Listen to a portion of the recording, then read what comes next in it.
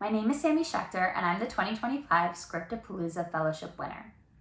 I applied to the Scriptapalooza Fellowship because of its incredible reputation supporting writers, and I was excited for the opportunity for a mentorship with a mentor who could help me elevate my writing and take me to the next level. My TV pilot is titled Blue Ridge Falls, and it centers around protagonist Liv Thompson, who was kidnapped as a teenager with her twin sister. Liv escaped, but her twin didn't, and she's been carrying around a lot of guilt and pain ever since.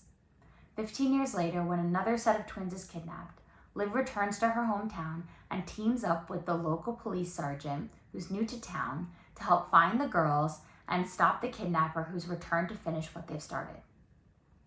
I started writing and rewriting this draft about 3 years ago, and it stemmed from my obsession with true crime.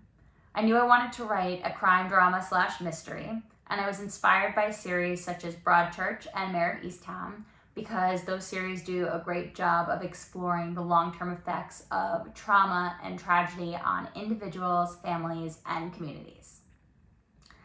I started off the way I normally do, which is with a beat sheet, and I basically make a big grid with each act and plot out all the beats in each act, and I color code the storylines. So the A, B, C, D, and E storylines all have different colors so I can visually see them across the pilot.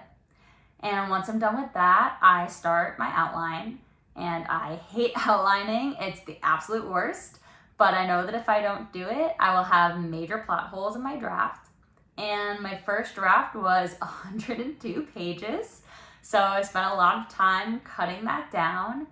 I think one of the hardest things that I have to deal with in my process is putting too much in my pilot and making sure that I'm giving the audience just enough to want to come back to watch the next episode. So then I spent a lot of time cutting it down, making sure that I was getting rid of ancillary characters, making sure that I was focusing on my main character and the story I wanted to tell in the pilot and the story I wanted to tell in the series, and just getting it to a place where I was happy with it.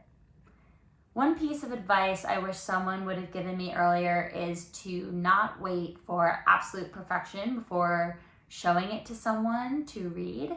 I think that I was really afraid that if it wasn't absolutely perfect before I showed my work to someone in the industry, that they wouldn't like me or wouldn't want to work with me. But I think what I've learned is that people inherently want to help you, and that if you have all the elements of a good story in there, they will recognize that and are more than happy to give you constructive criticism and point you in the right direction. And I think that gave me a lot of confidence that I was lacking, and that confidence allowed me to submit to competitions and fellowships like this one. So yeah, I'm really glad I took that advice. And I just wanted to say thank you, Scriptapalooza. I'm really honored.